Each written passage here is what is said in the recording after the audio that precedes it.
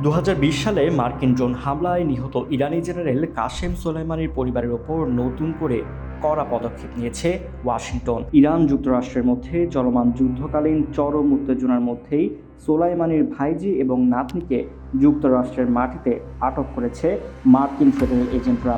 তাদের green card বাতিল করে এখন দেশান্তরের প্রস্তুতি নিচ্ছে মার্কিন কর্তৃপক্ষ। শনিবার মার্কিন পররাষ্ট্রমন্ত্রী মার্কো রুবিও এক আনুষ্ঠানিক বার্তায় জানান, কাসেম সোলাইমানির ভাইজি হামিদিহ সোলাইমানি আফসার এবং তার মেয়েকে মার্কিন ফেডারেল এজেন্টরা হেফাজতে নিয়েছে। এতদিন তারা যুক্তরাষ্ট্রে স্থায়ীভাবে বসবাসের অনুমতি পেলেও বর্তমান পরিস্থিতির নিরিখে তা বাতিল ঘোষণা করা হয়েছে। বর্তমানে তারা অভিবাসন ও শুল্ক এনফোর্সমেন্ট আইসিই দপ্তরের কড়া পাহারায় রয়েছেন।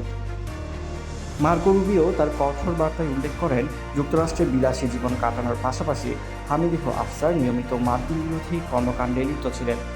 রুবিওর দাবি, হামিদিহ আমেরিকাকে কুয়েট শয়তান সম্বোধন করার পাশাপাশি বিভিন্ন সময়ে মার্কিন স্বার্থবিরোধী চরমপন্থী প্রচারণাকে উস্কে দিয়েছেন।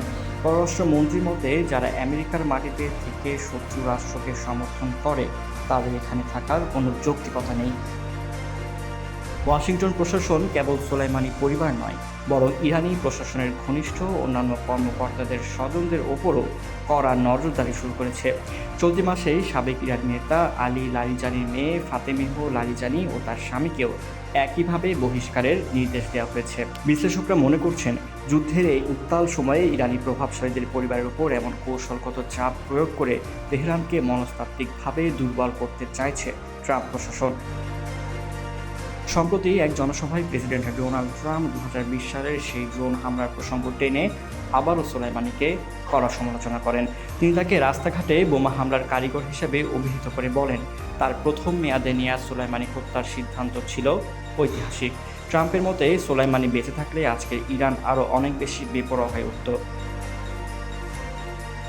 2020 সালের জানুয়ারিতে বাগদাদে সোলাইমানি হত্যার পর থেকে দুই দেশের সম্পর্ক ছিল সাপে নেউলে।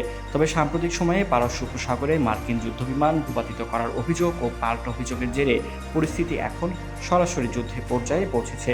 সেই উত্তেজনার আঁচে এখন গিয়ে লাগলো ওয়াশিংটনের উপকণ্ঠে বসবাসরত সোলাইমানির আত্মীয়দের উপর।